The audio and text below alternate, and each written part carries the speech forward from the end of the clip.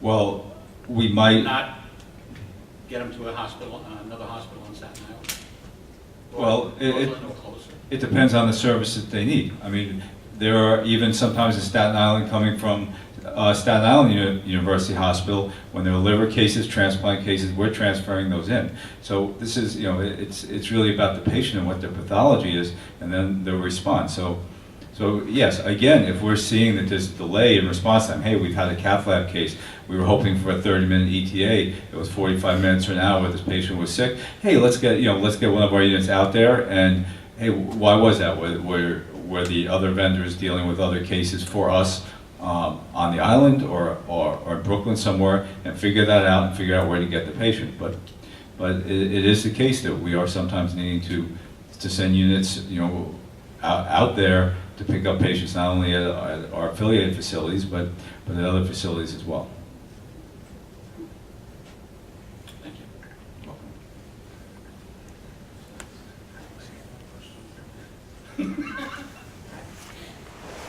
One of the wonders of going last.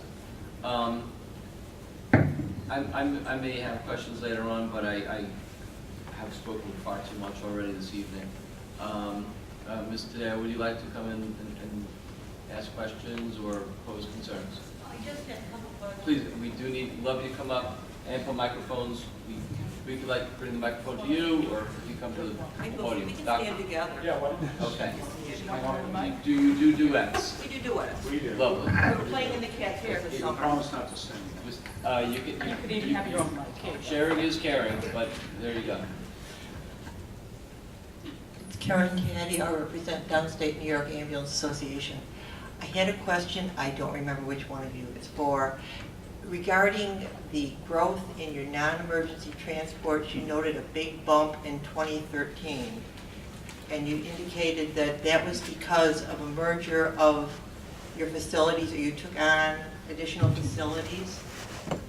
I'm sorry if that was unclear. Well, what that showed is we showed 2013 through present, and in 2013 the volume was low, and then it started to pick up a bit in fourth quarter, but more in 2014, because in September 30th of 2013, I believe, was when the merger occurred.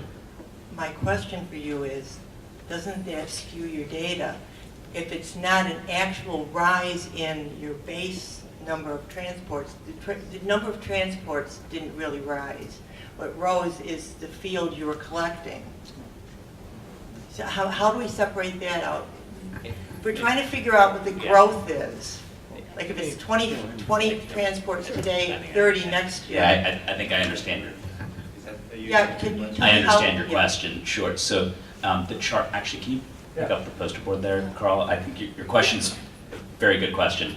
So the transfers that Abe mentioned here on intra-facility, the internal ones. There, you're right that this bar chart would be skewed based on that because there's a larger pool. But actually, this bar chart here would actually be decreased because there's a smaller pool. Right. This one wouldn't be skewed either way because it's the total, it's the sum of the two. So then, rather than looking at these two, I would look at the top one, which isn't skewed. Does that answer your question? That exactly answers Okay. it. I just wasn't sure how the data no, works. I had another couple questions. One of the issues that came up was that the presentation was wonderful, but a lot of the data that you're citing now, like that you're waiting an excess time for the existing partner providers for a non-emergency transport or an emergency non-acute, where's the data? You're supposed to have it in the application. It was left out of the application, but again, as mentioned, we will be happy to provide that. if Can't that's helpful. supplement it. The application is deemed complete by the regional council, Yes, so I you got understand. it. Yeah. Okay. The other question I had was, you talked about that you had an RFP. Well, the RFP is not in the application, correct? There is definitely reference to the RFPs in the application. There's not the full RFP in the application. My question is whether or not, you said 4 people responded, you hired 2 of them to do different scopes of work. If you had consolidated all 4, put together each of the services they could have offered, would that have come closer to meeting what you were supposed to see your need? No, it actually didn't. It didn't. It didn't even come close. But the responses aren't in the application either, are they? I don't believe we put the results. In fact, the RFP at the time of the application, I don't believe, it was still out. I believe it was still out, and we certainly hadn't determined and actually interviewed them. It was actually in the process. I put it this way, I remember at the previous hearing, it was definitely still out, and it was going to be out for a couple, for a number of other weeks. And that's probably the one thing I find that's most difficult for me with your presentation and everything, is it's almost premature, because you've got good things that seem to be coming in the future, like what you need for your new programs, but we don't have any data. We need data to show that there's a need today that can't be met, but we need data. So, I thought we had presented enough data, but I'm sorry if that didn't satisfy you. Right, because the reason okay, Downstate New York Ambulance Association has, a lot of our members have partnered with you, will continue to partner with you. They're good partners. It's working. The issue we have is we're very adamant about upholding and following the existing Article 30 and the existing 0606. And I know some people have said that it's outdated, there's a shift.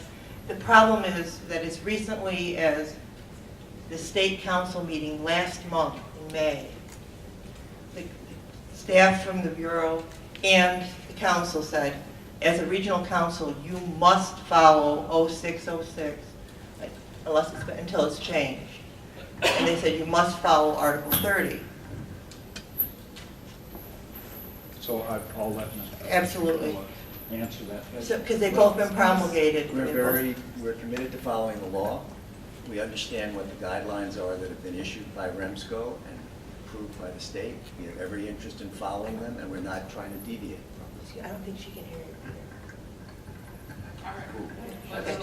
The stenographer. She heard. Okay. We will obey the law. Right. Follow the guidelines. Right, the guidelines and the policy statement, because there's mandatory. Right, but it's up to the ambulance committee and REMSCO to interpret what they mean by those standards. So we're not locked in a literal fashion to every word that's stated there. They are free to interpret those words as they see fit. It's their guidelines. And I think when they apply the guidelines, even without any exaggerated view of what they may mean or could mean, they do fit, or we do fit, those guidelines and comply with them. We're looking to them to look at those guidelines in a more developed, modern, current way. Okay, I'm going to ask a couple of very specific questions. Do you know who prepared the letter of solicitation that was sent to the ambulance companies? Yes. Do you know why it was not sent out earlier? It was dated April 18th and the application was submitted April 22nd. Right. So we had, and I'll let others speak if they need to, but we had a certain deadline. As you know, we were given an emergency expansion. Oh, I do know. Okay, very good. You do know, okay. So, see, we're a good team. Okay? Yeah. We do sing together too, right? So, April 26th is when that emergency expansion would have expired. And so as part of the REMSCO, I believe REMSCO regulations and Department of Health, we needed to have our application in before that date to be able to extend that emergency expansion. And so we needed to move very quickly. And so unfortunately, that was as fast as we could actually get it out so that we had time to receive some letters, for which we've received other letters since. Did you review your letter that you received from Lee Burns granting you your emergency CON? Yes, What was the date that she gave you by which you had to apply? April 26th. April 26th. Incorrect. Second page of the letter, because it was brought up at the state council. You had 30 days to get it in. 30 days on the second page. Your Honor, we're happy to respond to questions, and I think it's appropriate Okay, so- for the council to make statements, but to have a badgering of the people who are here. We're not badgering. I don't mean to be. This is not, I'm- she's If going to make I'm- statements and ask questions, that's appropriate, but if she's going to be, sitting here bantering with our people, that is not, I would submit respectfully, the right way to proceed. Okay, I'll just ask If questions. I can, judicial notice that today I was standing, not sitting. And if we can maintain what we've had, a sense of civility, and I ask that we continue to do it, and I don't know that that's absent, but I would ask that everyone just be as open. And what again, Mr. Millock and your client knows that you have the burden of proof. Certain things are going to be more relevant and way heavier, but sometimes things that appear to be tangential may reveal to be more important, and I don't believe that Ms. Tadeo's questions are intended to be demeaning or disrespectful, and as long as that happens, I'm going to allow it for a period of time, and if it veers, I'm going to ask her to curtail those questions. That's fine. Just in the only response I can actually give you is that we were, to our knowledge, following exactly the letter of the regs as we interpreted from that letter and from REMSCO in terms of our direction. We spoke to. May I allow Well, that's him fine. to, Brad Beckstrom? I'm fine as long as we Introduce- identify yeah, our introduce. next speaker. Okay, I'm Brad Beckstrom, Director of Government Affairs at Mount Sinai, and was part of the application process. You are correct, the original approval letter, second page, did talk about 30 days. That is a very quick turnaround time. If you ask other people who put together an application, it's usually a months-long process to get that put together. We spoke to state EMS as well as REMSCO and said, if we can't get this done in 30 days, if we submit it by 60 days, is that okay? And the answer was yes. So we had the approval that we had to submit it by April 26th. I thank you for that information.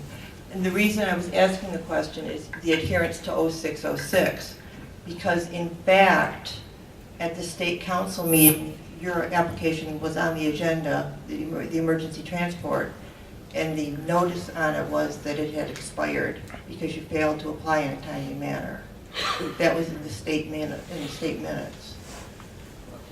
But it's following the response. If we are advised properly by the state, we will certainly respond to any direction they give us. Our goal is not to violate any law whatsoever. But we have not heard anything from the state, so we've not been told that what we're doing is in any way contrary to their approval. And they're very much aware, as is FIDNY, of what we are doing and the public purpose that we are serving by providing services under the emergency approval. And Mr. Millage, I'm not disputing that at all. I'm just talking about the adherence to 0606, which is what my job is. And that's the current law, and Article 30. And that's what we're talking about. Mr. Could I ask a question? Would you say that, and again, I'm not sure that I understand what 0606 is, but let's assume that I did. You are kidding. What are you referring to 0606? I'm New not York kidding. State Department of Health Bureau of EMS Policy Statement 0606, which covers all of the CON process that's been adopted Okay, all right, thank for you. 10 years. So, all right, so I'm sorry if I don't understand by shorthand. I've clearly been familiar with it, but if you throw out a number, would you say that, let's suppose, and I'm not supposing this at all, but hypothetically, are you pursuing this because this would go to character or fitness of the applicant? Arguably it could, but more it goes to the familiarity and the ability to comply with Article 30 and also 606 and the EMS system. That's what it goes to. It goes to the applicants, they're a wonderful hospital, but the applicants demonstrated knowledge of the EMS system as a whole. Because the second question was going to be contacting the existing providers for their input. We know you did that. But we also know you did that April 19th. It got mailed after April 19th, and the application was submitted on the 22nd. So if I may, that's 6 weeks since they've had it. Are you claiming that there's not been an opportunity in the last 6 weeks for those people who got notice in April to prepare some response? And after all, you're here, and you're representing most of them, and you're certainly in position, prepared to analyze and assess the application, and you're their representative. And I did, but the response date was the 25th. Responses were requested to be received no later than April 25th. The application was submitted on April 22nd. The question is there a meaningful request for information and input? And is it following 0606 for that meaningful request for information and input? Well, I might add that REMSCO determined that the application, REMSCO determined that the application was complete. They reviewed. We're going to kick him out of the group. REMSCO determined that the, okay. REMSCO determined that the application was complete. They had all the information. They Mr. Miller, if you could just keep your voice up so we can record it for REMSCO posterity. determined that the application was complete, and they are fully aware of the time periods that we were on, the time constraints that we were under. They understood when when the notice was delivered to the letters were delivered to various other providers, and they deemed the application complete and allowed us to go forward. So we did the best we could. Thank you.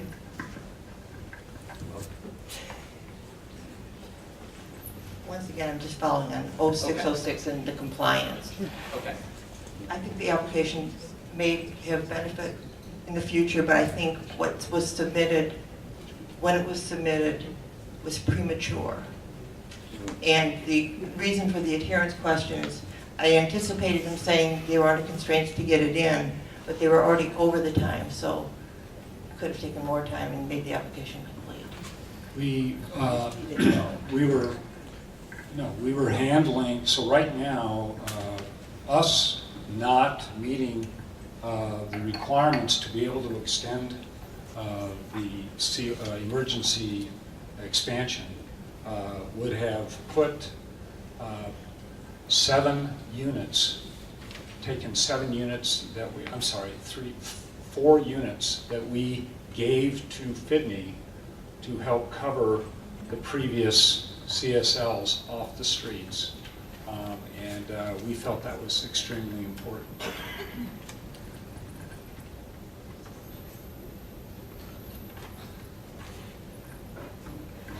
I think, Done. I mean, we're just, Yeah. we can't wait for your next question. no, it just, I'm afraid you're going to have to. it's merely a matter of compliance with.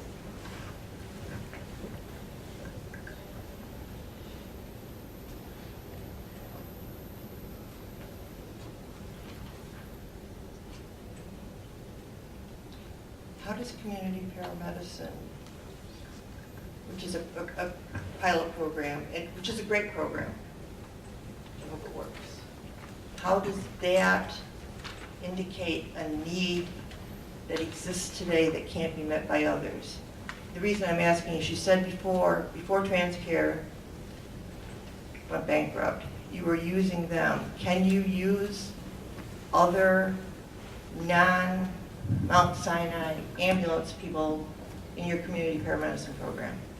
Yes, and in our testimony, we already described how we are willing to work with partners in the existing space, but we are not willing to be left to the vulnerability for the patient population that we need to serve. And yes, it is a pilot program, but it was a very successful pilot program that we intend to expand, and that relies on the very same resources that are being currently strained for interfacility work. And I do want to draw the connection to 911. This is a model that helps avoid strain on the 911 system. And when patients don't have this resource, it means additional 911 calls. So one way or another, there's multiple legs of the stool, as I think Dr. Ramsey was describing. And so community paramedicine is a very new, small leg, but it's growing. And I think that that piece is going to help both the interfacility and the 911 legs of the stool. And it should be noted, actually, that we are in the process, we've had 2 major interviews with outside vendors for that service moving forward. So right now, we're looking to replace. And I do want to, again, this was mentioned, but this is as a microcosm of what we do. This community paramedicine piece is actually, so think about this. We had people a lot of people can't stand going to an emergency department, particularly people who are chronically ill. So they're making these repeat visits. So here's what happened, right? We have these people lined up. They actually have great satisfaction in being able to, for the most part, stay home and get treated, whether it's 40 milligrams of Lasix IV in the house or whatever it may be. We were held vulnerable. Those people right now have to call 911 because we do not have a way to service them at home. We cannot do this. As we expand, we cannot be in that vulnerable state. It doesn't mean that our community paramedicine program is going to fall just to us. We have this, again, we have repeated this over and over. We think there's enough room for everybody. And in fact, even within the same program, we, just like all the programs we're talking about, we're going to need a number of entities to care for all these people. Mr. I apologize, I've interrupted Mr. Downey, I'm going to interrupt you, only because it goes to what you're speaking of. Why does Dr. Ramsey, this model need to be ambulance-driven as opposed to some other fly car, Ford Explorer, whatever you want? Why does it need to be ambulance-driven? It does. It seems like it's excessive resources being sent in. It actually doesn't. Now, you got to remember, there's other entities here. There's people who need to go from the dialysis center, from their house to the dialysis center. That does not need an ambulance, right? But particularly when we're speaking of this program, there are certain existing regulations that require a certain model at this time. We believe in the long run, we're actually going to be having, and this is where we need everybody, we're going to actually have these tiered level of responses, not only on the clinical side, but actually on the type of transport that goes. But we didn't emphasize that when you asked the question, because at this moment, that's not where the current standards are for this city. I think I understand what his question is. Right now, aren't you constrained to be the medical director of an ambulance service in order to oversee the paramedics to do the community paramedicine? It has to be an EMS. Right. Ultimately, it is EMS. Yep, it's related to EMS. And then, secondly, 5 of the patients were transported.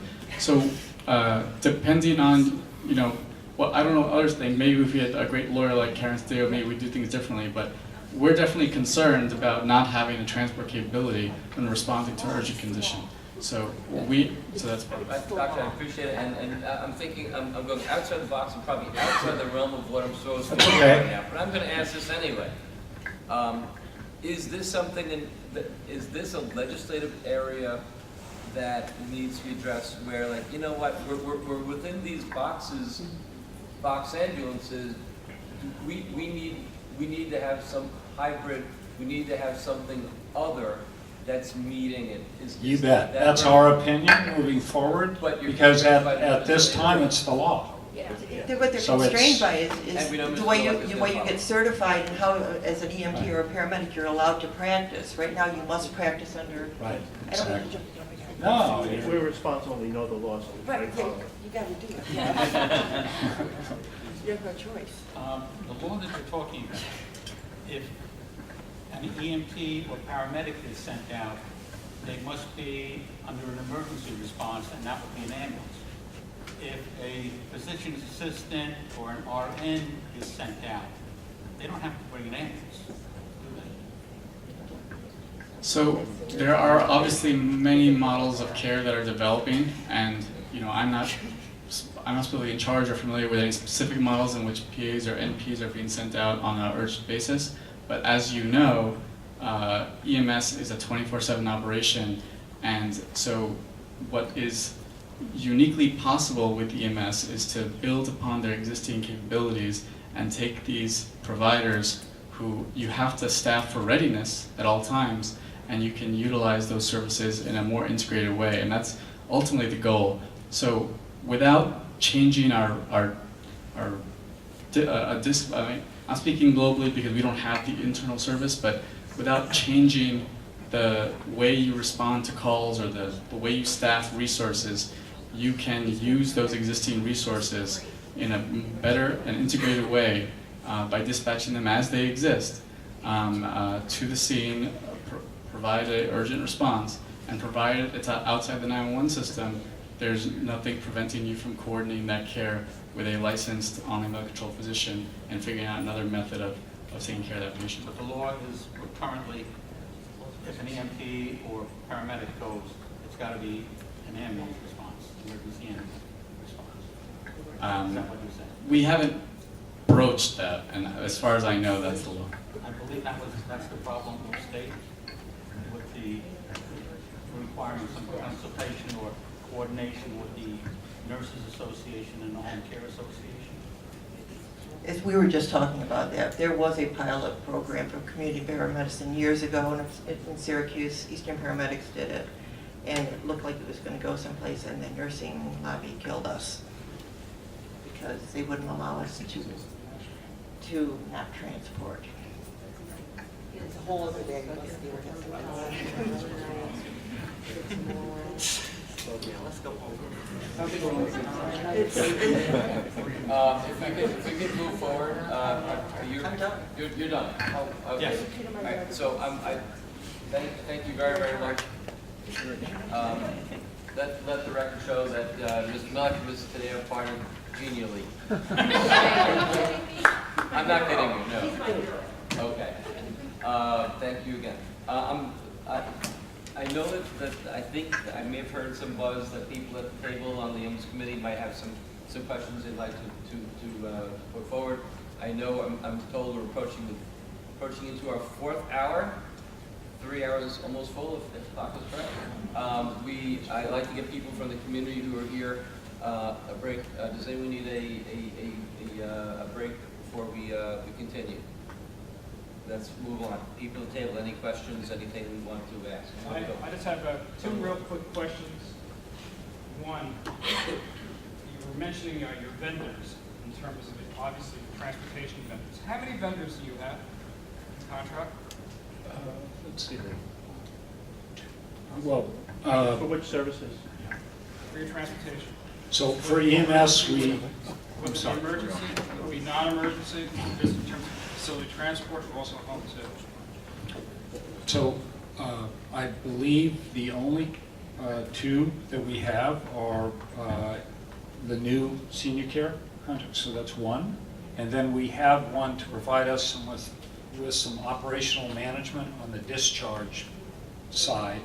We're entering into the final stages for the community paramedicine. And then I'll let Abe speak to the fact that we actually don't have, I believe, any contracts at this time. We have completed the RFP process where we'll have contracts with the various partners for transport. So there are a number that we're working with now to do our transports, but we're still working on getting an acceptable arrangement that will work for us. Are you stating that you also do not have transport then from home to hospital or from hospital to home? You don't have any contracts with any other vendors? The discharge That's vendors? correct. Well, there are some ambulatory contracts, I believe, and we did contract with one vendor to do the discharge business, but as I said, in addition to them, they actually subcontracted a number of the hospitals to another vendor because they couldn't handle it. So you don't use any ambulances coming into the hospital, from home to hospital, from hospital to home? No. Can you repeat the question? Do you use any ambulances at all for home to hospital Yes. or hospital to home? Yes. Do you have a contract with these companies? With, no.